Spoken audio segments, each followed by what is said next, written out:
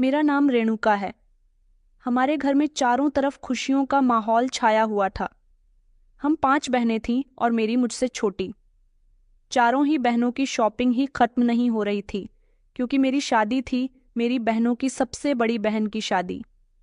मैं अपने mummy papa की भी सबसे ज्यादा लाडली बेटी थी। हम मिडिल क्लास लोग थे। मैं उनकी पहली बेटी थी, इसलिए वो मुझे सबसे ज्यादा प्यार किया करते थे। हमारा कोई भाई नहीं था। मैं बहुत सिंपल और संस्कारी लड़की थी। मेरी चारों ही बहनें बहुत शरारती थीं। मेरा बचपन से ही सपना था कि मैं एक डॉक्टर बनूं। मैं एमबीबीएस करना चाहती थी और अपना एक अलग क्लिनिक खोलना चाहती थी, मगर मेरे पापा ने कहा कि मैं तुम्हारी शादी करना चाहता हूं। उन्होंने मेरी एक न सुनी और मेरी मर्जी के बिना मेरा रिश्ता तय कर दिया था।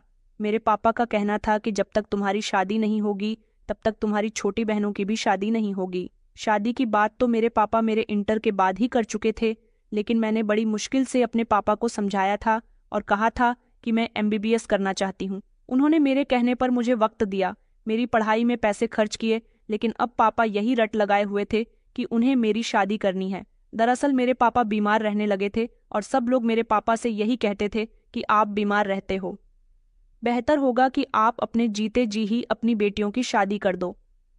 मेरे पापा की सरकारी नौकरी थी और अब उनकी काफ़ी उम्र हो चुकी थी।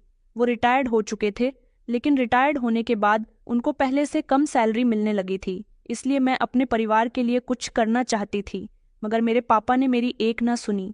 जब माता पिता का साया बच्चों के सर से उठ जाता है तो बच्चों के लिए अपनी जिंदगी को आगे बढ़ाना बड़ा मुश्किल होता है। मेरे पापा को हमेशा हम 5 बेटियों की फिक्र रहती थी। वो यही सोचते थे कि अगर मैं इस दुनिया में ना रहा तो मेरी बेटियों का क्या होगा। लगभग हम सभी बहनें जवान थीं। मेरी सबसे छोटी वाली बहन 15 साल की थी। मेरी बाकी बहनें पढ़ाई कर रही थीं। मेरी पढ़ाई पूरी हुए अभी 1 साल ही हुआ था। मेरे पापा की एक बेस्ट फ्रेंड थे शुक्ल अंकल। वो हमारे घर बहुत आते थे। शुक्ल अंकल काफ़ी अमीर थे। उनका एक बेटा भी था, आदि। मेरे पापा को शुक्ल अंकल का बेटा बहुत पसंद था। वो चाहते थे कि उनकी कोई भी बेटी शुक्ल अंकल के घर की बहू बन जाए, लेकिन पापा की कभी इतनी हिम्मत नहीं हुई कि वो अपनी बेटियों के रिश्ते के बारे में उनसे बात कर सके। उनको ऐसा लगता था कि उनके दोस्त रजत शुक्ला कभी भी हम जैसे मिडिल क्लास लोगों के यहाँ की बेटी को अपने घर की बहू कभी भी नहीं बनाएंगे। इसलिए कभी पापा ने शुक्ला अंकल से उनके बेटे के बारे में कोई बात नहीं की। लेकिन शुक्ल अंकल जब भी हमारे घर आते थे, हम 5 बहनों के लिए कोई न कोई गिफ्ट लेकर आते थे और हमसे बड़ी मोहब्बत से पेश आते थे। 1-2 बार उनका बेटा भी हमारे यहाँ आया था। उनका बेटा मेरी ही उम्र का था और शुक्ल अंकल का बिजनेस संभाल रहा था। काफी दिनों से मुझे मेरे पापा बहुत परेशान लग रहे थे। बस उनका हर बात में यही कहना होता था कि मैं अपनी बेटियों की शादी जल्द से जल्द करना चाहता हूँ। मम्मी भी उनकी इस जल्दबाजी से बहुत परेशान थीं। पापा मेरे लिए रिश्ता तलाश करने में जुट गए थे। मम्मी ने कहा भी था कि अगर आस पास में कोई हमारी बेटी के लिए अच्छा और लायक रिश्ता हो तो पहले हमें आस पास में ही देख लेना चाहिए। पापा कहने लगे कि जहाँ से भी मेरी बेटी का रिश्ता आएगा और वो लोग हमारी बराबरी के लोग होंगे, तभी मैं अपनी बेटी की शादी करूँगा। न तो मैं अपने से ऊंचे लोगों में अपनी बेटी की शादी करना चाहता हूँ और ना ही अपने से नीचे लोगों में। रेणुका की शादी के बाद मैं दीप्ति और संध्या का भी रिश्ता तय कर दूंगा और उसके बाद बची 2 बेटियों की भी शादी कर दूंगा। हम सभी बहनें हैरान थीं कि आखिर पापा को ना जाने क्या हो गया है, वो क्यों हमारी शादी में इतनी जल्दबाजी कर रहे हैं। पापा काफी दिनों से मेरी शादी के लिए कह रहे थे। मेरी बहनें बस यही कहती थीं कि दीदी की शादी आने वाली है, दीदी की शादी में हम ये करेंगे वो करेंगे। मेरे पापा घर का खर्चा बड़े ही हिसाब से चलाया करते थे। हम में से किसी को भी वो फिजूल खर्ची करने नहीं देते थे। मैं चाहती थी कि मैं डॉक्टर बन जाऊं तो अपने पापा का सहारा बनूं, उनको उनका बेटा बनकर दिखाऊं, लेकिन पापा ऐसा नहीं चाहते थे। पापा को तो अपनी बीमारी की वजह से हमारी शादियों की फिक्र हो गई थी। एक तरह से उनका हमारे लिए फिक्र करना भी बहुत सही था, लेकिन कभी कभी जल्दबाजी में फैसले गलत हो जाते हैं। ये बात मेरे पापा भूल रहे थे। एक दिन हमारे घर शुक्ला अंकल आए, जो बड़े खुशी खुशी मेरे सर पर हाथ रखने लगे और कहने लगे कि बेटा, तुम मुझे बहुत अच्छी लगती हो, काश तुम मेरी बेटी होती। मेरा तो बस एक ही बेटा है और वो भी ज्यादातर अपने काम में बिजी रहता है। इतने में ही मेरे पापा वहां पर आ गए और शुक्ल अंकल से कहने लगे कि रजत, मैं रेणुका के लिए रिश्ता देख रहा हूँ। इसके लिए हमारी बराबरी का ही कोई रिश्ता मिल जाए तो ज्यादा बेहतर रहेगा। इस बात पर ना जाने क्यों शुक्ल अंकल बहुत खुश हो गए थे। उन्होंने कहा कि मेरी नज़र में तुम्हारी बेटी के लिए एक बहुत अच्छा और होनहार लड़के का रिश्ता है। मेरे पापा ने कहा, तो फिर जल्द से जल्द मुझे बताओ कि वो लड़का कौन है और मुझे लड़के के परिवार से जल्दी ही मिलवा दो। शुक्ल अंकल कहने लगे कि आज तो मैं बिजी हूँ। आज 1 घंटे के बाद की फ़्लाइट से मुझे दुबई जाना है। वहाँ मैं अपने बिजनेस के सिलसिले में जा रहा हूँ। वहाँ से आने में मुझे 2 दिन लग जाएंगे। मैं इस बार में तुमसे फुर्सत से बात करूँगा। जैसे ही मैं वहाँ से आ जाऊँगा मैं तुम्हें बता दूँगा कि मैं किस लड़के के बारे में बात कर रहा हूँ। अच्छा, अब मैं चलता हूँ, मुझे देर हो रही है। यहाँ से गुजर रहा था तो सोचा कि तुम लोगों से मिलने चलूँ। मैंने कहा, अंकल आप ऐसे नहीं जा सकते। मैंने जल्दी से अपनी छोटी बहन संध्या को आवाज़ लगाई और कहा कि जल्दी से चूल्हे पर चाय चढ़ाओ। मेरी मम्मी ने भी कहा कि अरे रजत भाई साहब कहाँ जा रहे हो, नाश्ता पानी करके जाना। मगर शुक्ला अंकल कहने लगे कि नहीं भाभी, मुझे देर हो रही है, अब तो मैं 2-3 दिन बाद ही यहाँ आऊँगा। वो बहुत खुश लग रहे थे और उसके बाद वो हमारे घर से चले गए। मैं अपनी आंखों में हमेशा डॉक्टर बनने के सपने देखती थी। अब मुझे अपने सपनों को भूलकर अपने हाथों पर मेहंदी रचानी थी। मेरी सारी ही बहनें खुश हो रही थीं कि दीदी बस जल्दी से आपके लिए कोई अच्छा सा रिश्ता आ जाए, फिर तो हमारे भी जीजू होंगे। मैं तो अपनी बहनों की इस छेड़खानी से बहुत तंग आ गई थी। अगले ही दिन हमारे घर एक रिश्ता आया। लड़की के पिता का नाम विकास शर्मा और लड़के का नाम श्लोक शर्मा और उसकी माँ का नाम दीप्ति शर्मा था। वो लोग हमारे पास के ही मोहल्ले में रहते थे। उनको किसी ने बताया था कि मेरे पापा अपनी बेटी के लिए रिश्ता देख रहे हैं। ये लुक मिडिल क्लास लोग थे। उनकी एक बेटी भी थी और उन्होंने मेरे घर आकर मेरे मम्मी पापा से कहा कि हम आपकी बेटी को देखने के लिए आए हैं। हमने सुना है कि आप अपनी बेटी की शादी करना चाहते हो। पापा कहने लगे कि जी बहन जी। जब लड़के के पिता ने अपना इंट्रोडक्शन दिया तो मेरे पापा पहचान गए थे कि वो हमारे पड़ोस के मोहल्ले से आए हैं, क्योंकि मेरे पापा की जान पहचान इस शहर में काफ़ी सारे लोगों से थी।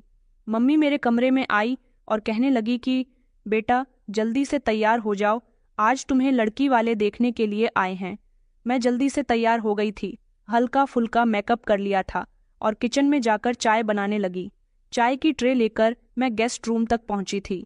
मैं जब लड़की के माता पिता के सामने जाकर बैठी तो लड़के की माँ ने तारीफों के पुल बांधने शुरू कर दिए थे। वो कहने लगी कि आपकी बेटी तो बहुत सुंदर है, हमें आपकी बेटी पहली नज़र में ही पसंद आ गई। अब एक बार आप लोग हमारे घर आकर हमारे बेटे से भी मिल ले तो हमें बहुत अच्छा लगेगा। मेरे मम्मी पापा ने कहा था कि जी जी क्यों नहीं, हम अगले हफ्ते आप लोगों के घर आएंगे। लड़के के पिता ने कहा, अरे आपको अगले हफ्ते आने की क्या ज़रूरत है, बल्कि आप तो कल ही हमारे घर आ जाइए, क्योंकि कल संडे है और हमारे बेटे के ऑफिस की छुट्टी होगी। दरअसल हमारे बेटे श्लोक की संडे में ही छुट्टी होती है, कल वो भी आपसे मिल लेगा। मम्मी पापा ने उनसे कहा था कि अच्छा ठीक है, कल हम आपके यहाँ आ जाएंगे। वो लोग अपना एड्रेस और कीनटैक्ट नंबर देकर चले गए थे। उनकी तरफ से तो मैं उनको पसंद आ गई थी। अब मेरे मम्मी पापा को देखना था कि उन्हें लड़का पसंद आता है या नहीं। मैं अपनी बहनों के साथ घर में अकेली थी। अगले दिन मेरे मम्मी पापा लड़के से मिलने और उसके घर बार को देखने के लिए चले गए थे। मेरी सबसे छोटी वाली बहन कीर्ति मम्मी पापा के साथ जाना चाहती थी, मगर मम्मी ने उसे साथ ले जाने से मना कर दिया। 3 घंटे बाद जब मम्मी पापा वहाँ से वापस आए तो वो बहुत खुश नजर आ रहे थे। मेरी सभी बहनें उनके इर्द गिर्द खड़ी हो गईं और पूछने लगी कि आपको लड़का कैसा लगा, आप लोग होने वाले जीजू की फ़ोटो लेकर आए हैं या नहीं। पापा ने कहा कि हाँ बेटा, फ़ोटो लेकर आए हैं। पापा ने इतनी ही देर में जेब से मोबाइल निकालकर मेरी बहनों के हाथ में दे दिया। वो आपस में लड़ने लगी कि पहले मैं देखूंगी, पहले मैं देखूंगी। इस तरह का शोर घर में गूंज उठा था। पापा ने कहा कि अच्छा है कि करके फ़ोटो देख लो, शोर मत करो। मैं तो एक तरफ खड़ी हुई थी और इन सब लोगों को हंगामा करते हुए देख रही थी। मम्मी पापा आपस में बातें कर रहे थे। मम्मी कह रही थी कि लड़का तो बहुत ही सुंदर है और उनका घर भी कितना अच्छा है। पापा कहने लगे कि हाँ, हमारी बेटी के तो भाग जाग गए, जो इतना अच्छा रिश्ता खुद हमारे घर चलकर आया है, उनको तो हमारी बेटी पसंद है। फ़ोटो देखकर मेरी सभी बहनें कहने लगीं, पापा, लड़का बहुत अच्छा है। आपने इस रिश्ते के लिए हाँ कर दिया या नहीं? पापा कहने लगे कि हाँ बेटा, लड़के की जॉब भी बहुत अच्छी है और वो सिर्फ 2 भाई बहन हैं। घर हमारे घर से भी बड़ा है और लड़का देखने में भी बहुत अच्छा है। मुझे तो सारी बातें परफेक्ट लगी। हमारी रेणुका वहाँ बहुत खुश रहेंगी। पापा ने मुझे अपने पास बैठने के लिए बुलाया।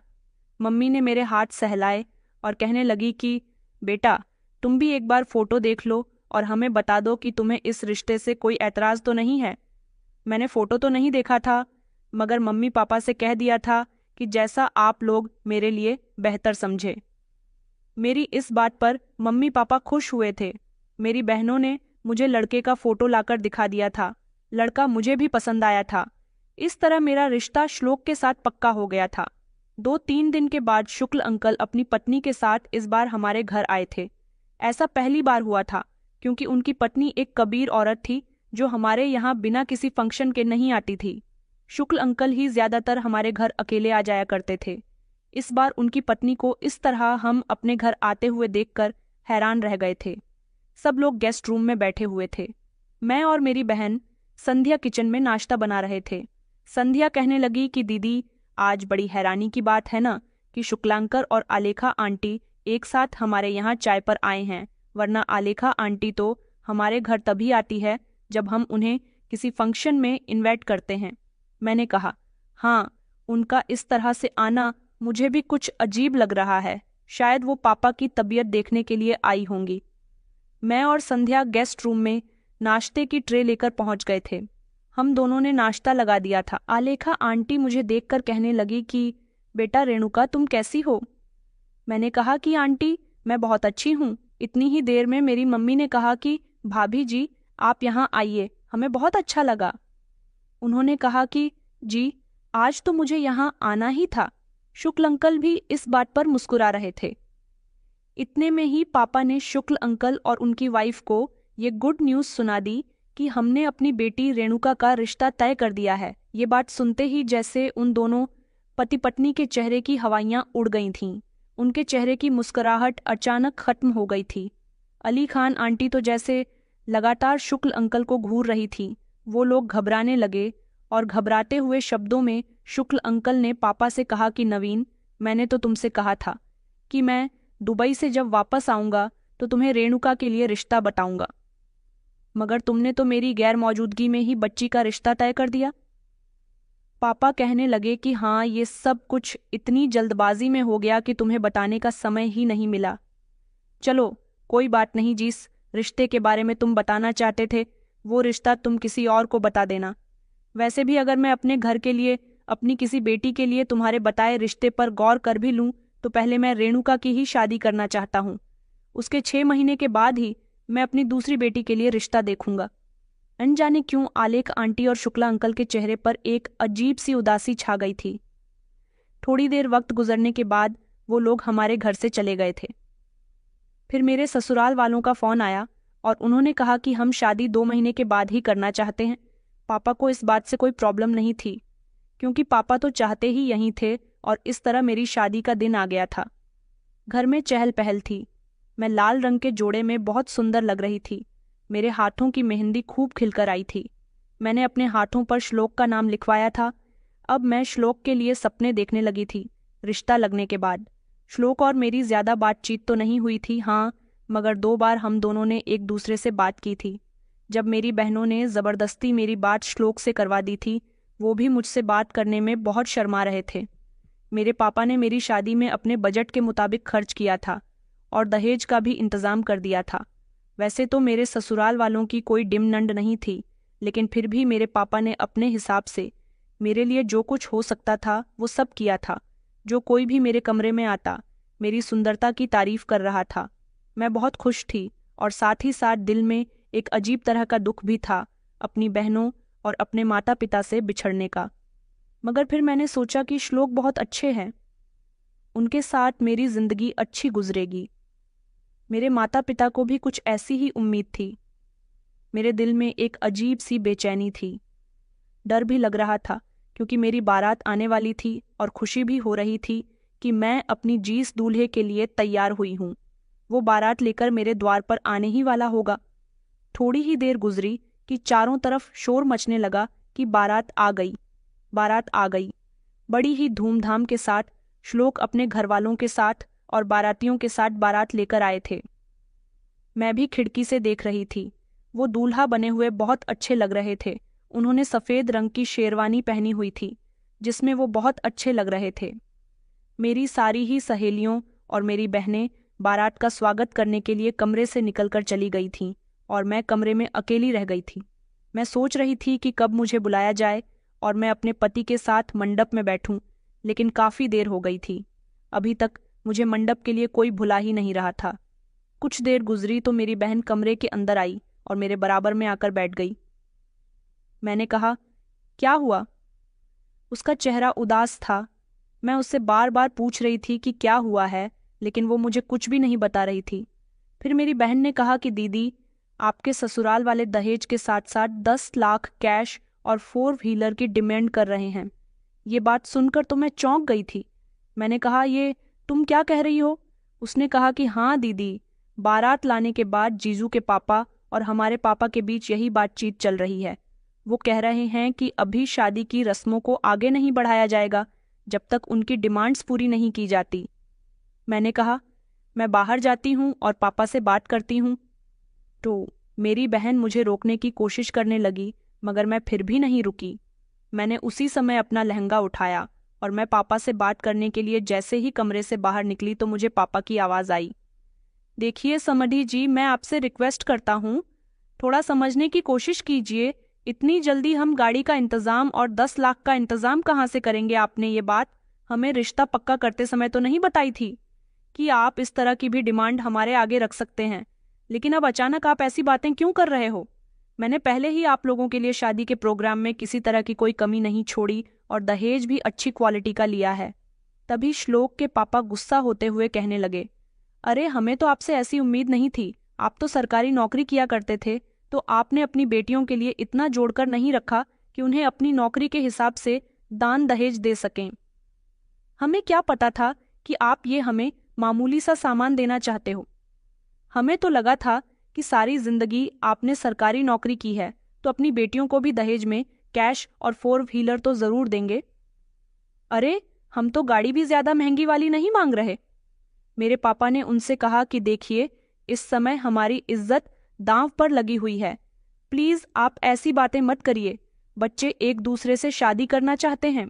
श्लोक के पिताजी ने कहा, हाँ तो शादी हो जाएगी, लेकिन शादी तभी होगी जब आप हमारी डिमांड पूरी करेंगे। इधर मैं इन लोगों की बातें सुन रही थी और सोच रही थी कि आखिर क्या किया जाए। मैं अपने कमरे में आकर निराश होकर बैठ गई थी। फिर खुद से ही बातें करने लगी। मुझे कुछ समझ नहीं आ रहा था कि मैं क्या करूं, पर चुप बैठने से भी तो कोई रास्ता नहीं निकलने वाला था। इतने में ही मैंने अपनी बहन से कहा कि तुम जल्दी से जाकर कुछ भी करो और श्लोक को यहाँ कमरे में लेकर आओ, मुझे श्लोक से बात करनी है। मेरी बहनों ने कहा कि अच्छा दीदी, हम कुछ ना कुछ करते हैं और जीजू को यहाँ तक लेकर आते हैं, क्योंकि एक श्लोक ही थे जो इस समय इस सिचुएशन को हैंडल कर सकते थे, क्योंकि वो पढ़े लिखे थे। शायद वो अपनी फैमिली की इन दहेज की डिमांड्स के खिलाफ हो। मेरी बहनें बड़ी मुश्किल से श्लोक को मेरे कमरे में ले आई थीं। श्लोक कहने लगे कि आखिर ऐसी कौन सी में इमरजेंसी आ गई है जो तुमसे थोड़ी देर का वेट नहीं हो रहा? तुम्हें आइडिया भी है कि मैं कितनी मुश्किल से यहाँ तक आया हूँ? बताओ भी, क्या हुआ? क्या बात करनी है तुम्हें? मुझे तुम्हारी बहनें यहाँ जबरदस्ती लेकर आ गई हैं। मैंने कहा, मुझे आपसे कुछ बात करनी है। मुझे माफ करना, बात ही कुछ ऐसी थी कि मुझे आपको अर्जेंटली बुलाना पड़ गया। श्लोक, आपके पापा मेरे पापा से कैश की और 4 व्हीलर की डिमांड कर रहे हैं, जबकि मेरे पापा दहेज का सारा सामान इकट्ठा कर चुके हैं। पहले तो तुम्हारी फैमिली ने ऐसी कोई डिमांड नहीं रखी, और अब भी किस तरह का तमाशा हो रहा है? श्लोक कहने लगे, अरे इसमें परेशान होने वाली भी क्या बात है? आज के समय में ये सब कुछ नॉर्मल है। तुम्हें इस बात के लिए इतना परेशान होने की ज़रूरत नहीं है। ये सब बड़ों की बातें हैं, वो लोग आपस में ही सुलझा लेंगे। तुम परेशान मत हो। मैंने कहा तो तुम्हें दहेज लेने से कोई ऐतराज़ नहीं है। वो कहने लगा कि नहीं, मुझे सबसे क्यों ऐतराज़ होने लगा। आजकल तुम्हें पता नहीं कि दान दहेज बहुत चल रहा है। न देने वाले को ऐतराज़ है और ना ही लेने वाले को। मैंने कहा, अगर देने वाले के पास देने के लिए बेटी के अलावा कुछ ना हो तो मेरी आंखों में एक अजीब सा गुस्सा था। श्लोक कहने लगा, अरे बाबा, तुम नाराज क्यों हो रही हो?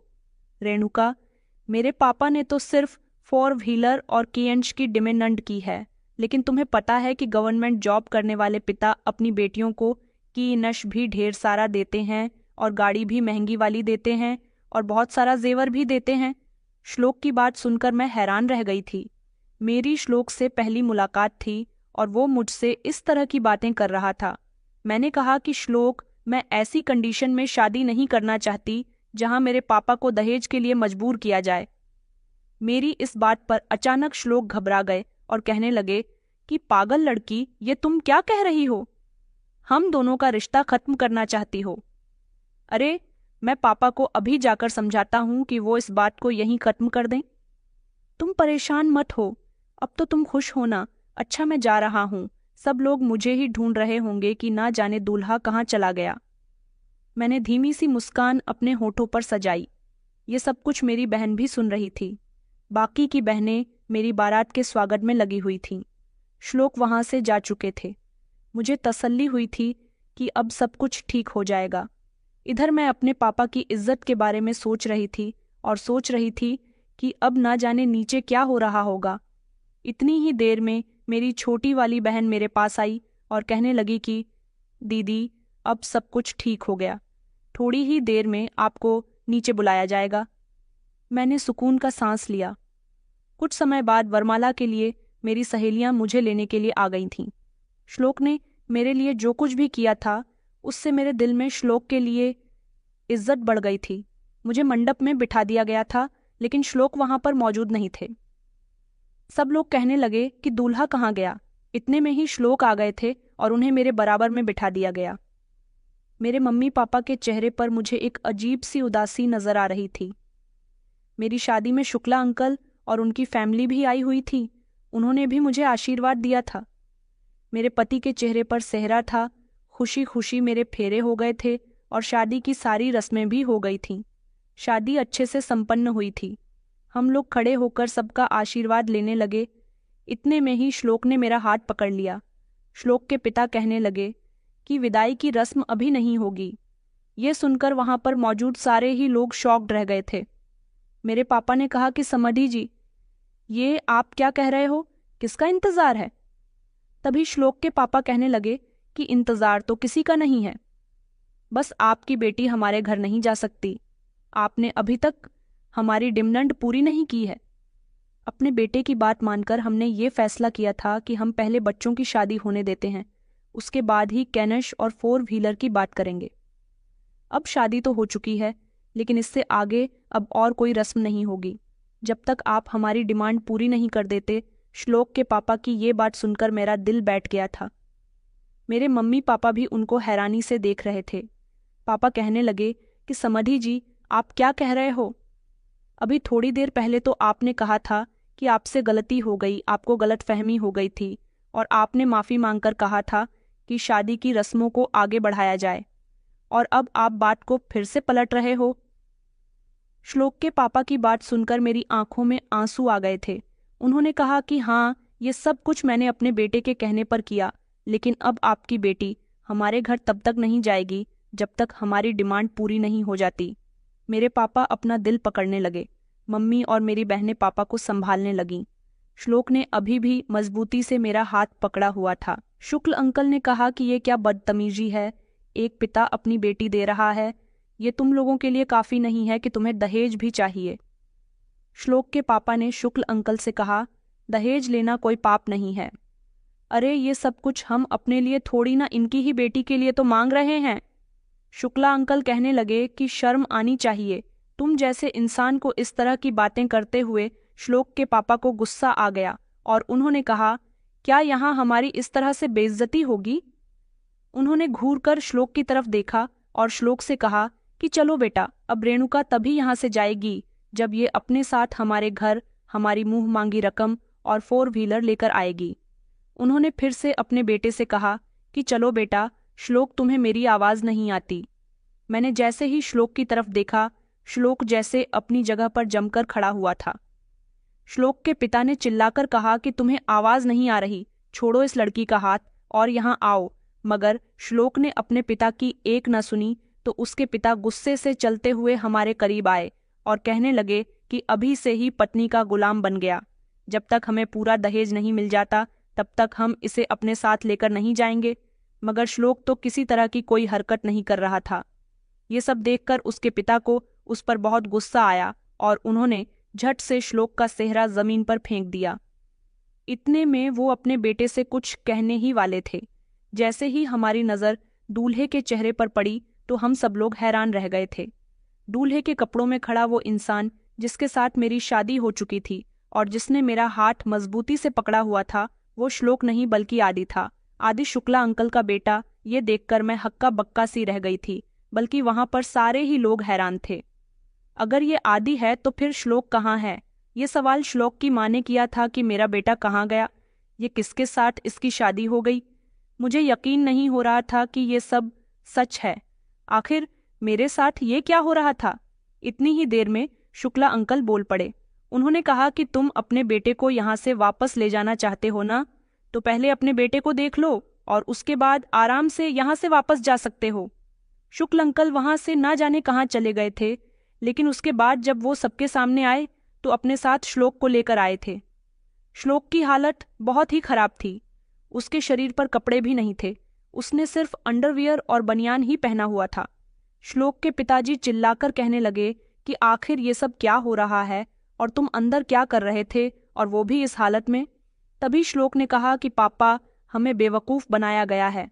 मैं तो बस वॉशरूम तक गया था, न जाने में कैसे बेहोश हो गया, और उसके बाद जब मुझे होश आया तो मैंने खुद को ऐसी हालत में कमरे में बंद पाया। श्लोक के पिताजी कहने लगे, ये क्या बदतमीजी है, ये सब क्यों और कैसे हुआ था? ये बात तो मेरे पिताजी भी नहीं जानते थे। शुक्ल अंकल कहने लगे कि मैं बताता हूँ ये सब कैसे हुआ। उन्होंने मेरी बहन दीप्ति से कहा कि बेटा आगे आओ और बताओ कि तुमने क्या सुना था। मेरी बहन दीप्ति कहने लगी कि जब बारात आई तो मैं बारात के सारे ही लोगों को पानी सर्वे कर रही थी। जीजू को नहीं पता था कि मैं उनके पीछे ही खड़ी हुई हूँ। वो अपने दोस्तों के साथ आपस में बातें कर रहे थे, कह रहे थे कि बस एक बार मेरी रेणुका के साथ शादी हो जाए, उसके बाद वो मेरी बैंक बैलेंस बन जाएगी। शादी के बाद मैं उससे जैसा कहूँगा वो वैसा ही करेगी।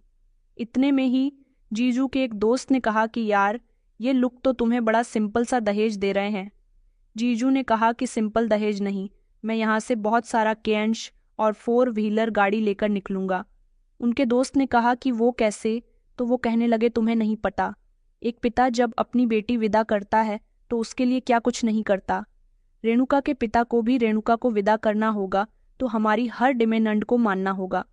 मैं और मेरे पापा इन लोगों को इतना मजबूर कर देंगे कि इन्हें हमारी हर बात माननी पड़ेगी और फिर सारी जिंदगी रेणुका मेरे इशारों पर नाचेगी। जैसा मैं कहूँगा वो वैसा करेगी और अपने पिता से मुझे हमेशा पैसे लाकर दिया करेगी। ये सारी बातें मैंने अपने कानों से सुन ली थी। मैं बहुत परेशान थी। तभी शुक्लांकल मेरे पास आए और कहने लगी कि बेटा, तुम यहाँ पर क्या कर रही हो और क्यों इतनी परेशान हो? मेरी कुछ समझ नहीं आया। इधर मैं पापा को ये बात बताना चाहती थी तो पता चला कि पापा को तो पहले ही जीजू के पापा ने परेशान कर दिया। उन्होंने अपनी डिमांड सुन के आगे रखती है, लेकिन मैं जीजू की हकीकत सब लोगों के सामने कैसे लेकर आऊं? ये पूरी बात मैंने शुक्ला अंकल को बता दी थी। पापा को बेइज्जती का डर था कि अगर उनकी बेटी की शादी न हुई तो आज सारे लोगों के सामने हमारे पूरे परिवार की बहुत बेइज्जती होगी, और अगर शादी हो गई तो मेरी दीदी की जिंदगी बर्बाद हो जाएगी।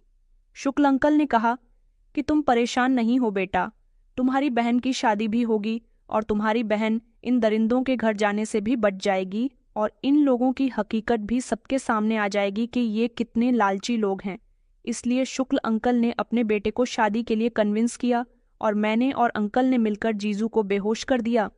उसके बाद हमने उनको कमरे के अंदर बंद करके उनके कपड़े उतार लिए और वहीं कपड़े आदि भैया को पहना दिए, और इस तरह आंधी भैया दूल्हा बनकर मंडप में बैठ गए और उनकी शादी मेरी दीदी के साथ हो गई और आप लोगों की हकीकत सबके सामने आ गई। ये सब जैसे ही मैंने सुना, मैं गहरे सदमे से बाहर निकली थी। मुझे श्लोक पर बेहद गुस्सा आया। इधर आदि ने कहा कि रेणुका, अब तुम्हें परेशान होने की ज़रूरत नहीं है। अब मैं तुम्हारे साथ हूँ और तुम्हारा पति हूँ, शुक्ला अंकल ने मेरे पापा की तरफ देखा और उनसे कहने लगे कि तुमसे तो मैंने कहा था कि मैं तुम्हारे घर तुम्हारी बेटी के लिए रिश्ता लेकर आना चाहता हूँ। मैं अपने ही बेटे का रिश्ता तुम्हारे घर लाना चाहता था, मगर तुमने मेरे आने से पहले ही लालची लोगों में रेणुका का रिश्ता तय कर दिया। मैं चाहता था कि तुम्हारी कोई भी एक बेटी मेरे घर की बहू बन जाए, लेकिन सबसे ज्यादा ख्वाहिश मैंने रेणुका की ही की थी, मगर कभी मुझे तुमसे बात करने का सही समय नहीं मिला। मेरे मम्मी पापा रोते हुए और हाथ जोड़ते हुए शुक्ल अंकल के करीब आए और उनसे कहने लगे कि तुम्हारा बहुत बहुत शुक्रिया, आज तुमने मेरी बेटी की और मेरी इज्जत बचा ली। आलिया खान आंटी कहने लगी, अरे भाई साहब, मैं उस दिन रेणुका का हाथ मांगने के लिए ही आपके घर आई थी। हमारा बेटा तो हमेशा हमारा कहना मानता है और हमें भी शुरू से ही आपकी बेटियां बहुत पसंद हैं। अभी ये सारी बातें हो ही रही थीं, इतनी ही देर में श्लोक के पिताजी जोर से चिल्लाए और कहने लगे कि ये क्या हो रहा है, तुम लोगों ने हमें बेवकूफ़ बनाया। इसका मतलब तुम्हारी बेटी का इस लड़के के साथ पहले से ही अफेयर चल रहा था, फिर भी हमारा तमाशा करने के लिए यहाँ तुमने हमें बुलाया। यही बात श्लोक ने भी दोहराई थी। इतने में ही आंधी बोल पड़ा और कहने लगा कि खबरदार, अगर किसी ने मेरी पत्नी के बारे में कोई भी बात कही तो मैं उसकी जान ले लूंगा और तुम लोग अब यहाँ से जा सकते हो। अगर तुमने यहाँ रुकने में ज्यादा समय लगाया तो मैं पुलिस को फोन कर दूंगा। श्लोक और उसके परिवार वाले डर चुके थे, इसलिए वो जल्द से जल्द वहां से रफा दफा हो गए और इस तरह मेरी शादी आदि के साथ हो गई। मेरी बहन ने हिम्मत दिखाई थी, जिसकी वजह से आज श्लोक और उसके परिवार की सच्चाई सबके सामने आ गई। शायद मेरी उसके साथ शादी हो जाती तो वो लोग सारी जिंदगी मुझे दहेज के लिए प्रताड़ित करते रहते। इस शादी से मेरे घर वाले बहुत खुश थे। मैं विदा होकर अपनी ससुराल आ गई थी। आदि और उनके परिवार वाले मेरे साथ बहुत अच्छे थे। इस घर में मुझे बहुत खुश रखा जाता था। शुक्ल अंकल की वजह से मेरे पिता की इज्जत भी बच गई थी और हम लोग एक बड़े नुकसान से भी बच गए थे। ससुराल में मुझे इतना प्यार मिला कि मुझे अपने मायके की ज्यादा याद नहीं आती थी। जब शादी के बाद मेरे पति को ये बात पता चली कि मुझे डॉक्टर बनने का शौक है, तो उन्होंने मेरी मदद की और मेरा डॉक्टर बनने का सपना भी पूरा कर दिया। उन्होंने मुझे क्लिनिक खुलवाकर दे दिया। मेरे पास MBBS की डिग्री तो पहले से ही थी और इस तरह मेरा सपना साकार हो चुका था। मेरे पति ने हर कदम पर मेरा साथ दिया था। वो मेरी ख्वाहिश पूरी करने के लिए हमेशा तैयार रहते थे। धीरे धीरे वक्त वो गुजरता गया और मेरी शादी को 2 साल हो गए थे। अब मैं रात को घर जाकर अपना क्लिनिक भी खोलती थी और सुबह के समय अस्पताल में भी नौकरी किया करती थी। एक दिन मेरे पास अस्पताल में एक ऐसा केस आया जो बड़ा ही खतरनाक था। 125 साल की लड़की जिसको बुरी तरह से जलाया गया था। इतनी बुरी तरह से प्रताड़ित किया गया था कि वो अस्पताल में गंभीर अवस्था में पड़ी हुई थी और मैं उसका इलाज कर रही थी। उसकी कंडीशन देखकर ये साबित हो चुका था कि ये पुलिस केस है। उसको अस्पताल में उसकी नंद लेकर आई थी। वो मासूम सी लड़की बहुत ही नाजुक दिल की थी। मैंने उससे बात करने की कोशिश की तो उसने रोते हुए मुझे बताया कि ये मेरी भाभी है और उनके साथ ये सब कुछ मेरे माता पिता और मेरे भैया ने किया है। मैंने कहा कि तुम्हारी भाभी के साथ इतना सब कुछ हो गया और तुमने पुलिस को ये बात नहीं बताई। वो कहने लगी कि मुझे नहीं पता था कि मेरे घर वाले इतने लालची भी हो सकते हैं कि मेरी भाभी की जान तक लेने पर उतर आएंगे। दरअसल मेरे परिवार वाले काफ़ी समय से मेरी शादी नहीं कर रहे। उनका कहना है कि तुम्हारी शादी तभी होगी जब तुम्हारी भाभी दहेज में ढेर सारे पैसे, जेवर और महंगा सामान लेकर आएंगी। वही हम सब तुम्हें शादी में दे देंगे। इस तरह तुम्हारी भी शादी हो जाएगी। मेरे पेरेंट्स मेरा रिश्ता भी नहीं लगाना चाहते थे। उनका मानना था कि अगर पहले रिश्ता लग गया तो फिर लड़के वाले शादी की जिद करेंगे। इसलिए उन्होंने सबसे पहले मेरे भैया की शादी करवाई। मेरे भैया की इससे पहले भी एक बार शादी टूट चुकी है, क्योंकि मेरे घर वाले लालची लोग हैं। दहेज लेना ही उनका मकसद है। जब भाभी शादी करके हमारे घर में आई थी तब उनके घर वालों से उन्होंने मुंह मांगी कीमत वसूल की थी, लेकिन अब भाभी की ना तो माँ जिंदा है और ना ही पिता। मेरे माता पिता और भैया भाभी से कहते हैं कि अपने भाइयों से जाकर पैसे लाया करो। भाभी काफी समय से सब लोगों की बातें मान रही हैं, मगर वो कब तक अपने मायके जाकर पैसे ला सकती हैं। आज जब भाभी ने अपने मायके से पैसे लाने से इनकार कर दिया तो मेरी मम्मी ने भैया के साथ मिलकर भाभी पर केरोसिन डाल दिया और उनको जला दिया। वो तुम्हें मौके पर पहुंच गई और मैंने जल्दी से अपनी भाभी को बचा लिया और जल्द ही उन्हें यहाँ अस्पताल ले आई। लेकिन मैं अब चाहती हूँ कि ये केस पुलिस केस बन जाए। मैं पुलिस को अपने परिवार वालों के खिलाफ बयान दूंगी। लड़की की कंडीशन सच में बहुत खराब थी। मैंने उसका इलाज किया। उसके शरीर का 60% हिस्सा जल चुका था। जब वो होश में आ गई तो पुलिस भी वहां पहुंच गई थी। पुलिस उसका बयान लेना चाहती थी। पुलिस के साथ साथ मैं भी लड़की के साथ रूम में ही थी। जब उसे होश आया तो उसने अपना बयान दिया। उसने कहा कि 1 साल पहले मेरी शादी हुई थी। मेरे ससुराल वालों ने दहेज में पूरे 20 लाख मांगे थे। मेरे माता पिता ने जैसे तैसे कर्ज उठाकर उनकी मांग पूरी कर दी थी। लेकिन इस सब से भी उनका पेट नहीं भरा तो शादी के बाद ये लोग कोई ना कोई बहाना करते और कहते कि मुझे मायके से पैसे लाकर देने हैं। मैं पैसे लाकर नहीं देती तो मुझे मारने पीटने लगते। मेरे पैसे ना लाने का अंजाम मेरे साथ मेरे ससुराल वालों ने ये कर दिया। लड़की अपने बयान दे चुकी थी। उसके ससुराल वालों के खिलाफ मुकदमा दर्ज हो चुका था और उनको हिरासत में भी ले लिया गया था। मगर जब मैंने इस लड़की के ससुराल वालों को देखा तो मेरे पैरों तले से जमीन निकल गई थी, क्योंकि ये लोग तो कोई और नहीं बल्कि श्लोक की माँ और श्लोक के पिताजी थे। इसका मतलब यही था कि श्लोक से मेरी शादी टूट चुकी थी। उसके बाद श्लोक ने सीमा नाम की इस लड़की के साथ शादी कर ली और फिर इसके साथ वही सब कुछ किया जो एक वक्त पहले ये लोग मेरे साथ करना चाहते थे। पुलिस इस केस को और ज्यादा मजबूत बनाना चाहती थी। एक तरफ सीमा भी अपने बयान दे चुकी थी और श्लोक की बहन ने भी अपने भाई, माँ और पिता के खिलाफ बयान दे दिए थे। लेकिन अब मैं भी ऐसे लोगों के खिलाफ आवाज उठाना चाहती थी। इसीलिए मैंने पुलिस को बता दिया कि 2 साल पहले इन लोगों ने मेरे घर आकर भी कुछ ऐसा ही हंगामा किया था और ये मुझे अपने घर की बहू बनाना चाहते थे। मगर इनकी डेमनेंट पूरी नहीं हुई तो इन्होंने बारात वापस ले जाने का इरादा कर लिया था। पुलिस को भी मैंने वो सब कुछ बता दिया था जो मेरे साथ 2 साल पहले हुआ था। सीमा का केस इतना ज्यादा मजबूत हो चुका था कि उन तीनों को हिरासत में ले लिया गया। वो लोग अपनी बेटी को भी बेटी नहीं समझते थे। अपनी बेटी को कहीं लेकर नहीं जाते थे, उसको घर में बंद करके रखते थे और हमेशा उसे यही तसल्ली दिया करते थे कि जब तुम्हारी भाभी आ जाएगी और वो जो दहेज लेकर आएगी वही दहेज तुम्हें दिया जाएगा। आखिर ऐसे घटिया लोग इस दुनिया में क्यों मौजूद है? ऐसे लोगों को जीने का कोई हक नहीं है जो ना तो अपनी बेटी को बेटी समझते हैं और ना ही दूसरे की बेटी को कुछ समझते हैं। ऐसे लोगों को तो कड़ी से कड़ी सजा होनी चाहिए। कानून ने इन लोगों को कड़ी सजा दी थी। सीमा के भाई और भाभी ने भी उसका बहुत साथ दिया था। वो लोग अपने साथ सीमा को वापस ले गए थे, लेकिन मैं सीमा की मदद करना चाहती थी। मैंने सीमा को ऑफर दिया कि वो मेरे अस्पताल में नर्स की नौकरी कर सकती है। सीमा का इलाज भी मैंने मुफ्त में किया था। मैं उसको आत्मनिर्भर बनाना चाहती थी। अपने ससुराल वालों की हिंसा सहते सहते वो काफी टूट चुकी थी, लेकिन मैंने उसको हिम्मत दी और आज वो मेरे अस्पताल में नौकरी कर रही है। श्लोक और उसके माता पिता जेल में अपनी सजा भुगत रहे हैं और अपने किए पर पछता रहे हैं। तो दोस्तों, उम्मीद करती हूँ आपको हमारी कहानी पसंद आई होगी। कहानी पसंद आई है तो वीडियो को लाइक और चैनल को सब्सक्राइब करें। धन्यवाद।